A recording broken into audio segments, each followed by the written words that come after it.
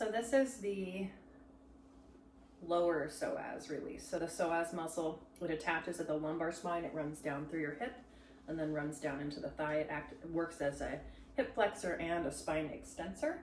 And so we want to try to loosen up the lower part of the psoas with this next release. I'm going to start with this side since it's closest to you when I lay down. And we'll go ahead and start lying down. So once you're lying on your back, just find a nice comfortable position. And then we're starting with this side, so we'll extend the leg out. On this one, you want to let the thigh bone just roll into its natural external rotation. So we're just kind of letting it flop out. It's going to start out just like the arch and then melt and then flatten, except we're going to add a very tiny, almost microscopic leg lifts. So when the leg lifts, it's just barely, like it's not even really lifting. The pants stay connected to the mat. It's just contracting the muscles as if we're lifting the leg without lifting it completely off the ground. So you can let your body relax, your arms relax. On your inhale, you'll arch your back. So we're making a space under the low back, contracting the low back muscles. Exhale, let your low back melt.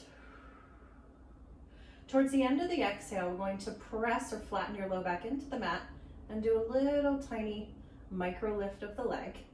And then inhale, slowly lowering, really slowly easing the leg down and feeling the muscles that help contract to make that lift happen start to soften and lengthen until it's softened completely. And you can actually make this even a little more intense if you add we'll do an inhale, contract, exhale, melt. Towards the end of the melt, we'll start to press the low back down, micro hover the leg, just barely. And then keep the low back pressing down as you slowly lower, easing, lowering the leg down, and then allowing it to completely soften. So this can be done 1 to 3 times just until you feel that release. Oftentimes it'll continue to release. So it's good to just kind of lay there a little bit after each session.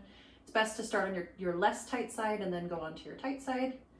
And then less is more with any of these releases. Start small, you can always go bigger, but it should help out quite a bit to create length here.